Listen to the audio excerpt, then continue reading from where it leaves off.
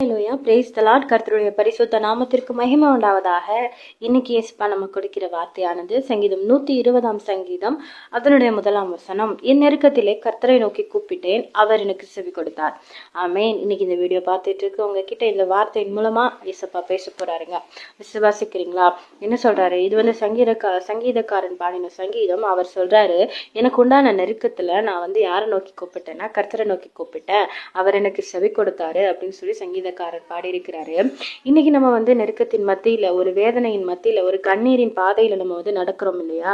இந்த மாதிரி கஷ்டத்துல எனக்கு உதவி செய்வா? என்னை சுற்றி எல்லாரும் ஒடுக்குறாங்க, என்னை நெருக்குறாங்க, நெருக்கத்தின் பாதையில நான் நடக்கிறேன்னு. இந்த கஷ்டங்கிற நெருக்கம், இந்த கடன்ங்கிற நெருக்கம், இப்படி இந்த குடும்பங்களால சொந்தங்களால தள்ளப்பட்ட ஒரு நிலைமை, இப்படிப்பட்ட எனக்கு இந்த முள்ளுக்குள்ள நடக்கிற மாதிரி இருக்குது, எனக்கு இந்த வேதனையில எனக்கு உதவி செய்ய யார் இருக்கிறா அப்படின்னு சொல்லிட்டு புலம்பிக் கொண்டு இருக்கிறீங்களா?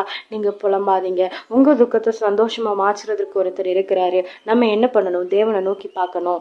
தேவனை நோக்கி பார்க்கும்போது, அவரை நோக்கி கூப்பிடும்போது, இந்த நெருக்கத்தின் பாதையில என் பிள்ளை என்ன நோக்கி கூப்பிடுறா பாரு அப்படின்னு சொல்லி உங்களுக்கு உதவி செய்ய ஓடி வந்துடுவாரு ஆண்டவர்.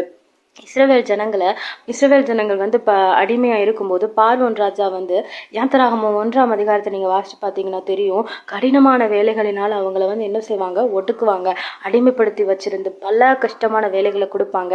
ஆனா இஸ்ரவேல் ஜனங்களை எந்த அளவுக்கு அவங்க ஒடுக்குனாங்களோ அந்த அளவுக்கு தேவன் என்ன பண்ணாரு?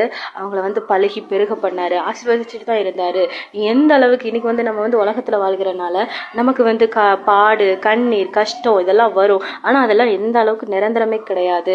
நம்மளை எந்த அளவுக்கு ஒடுக்குறாங்களா, உங்களை அந்த அளவுக்கு சத்துரு ஒடுக்க நினைக்கிறானா, அந்த அளவுக்கு ஆண்டவர் உங்களை உயர்த்ததான் செய்வாரு.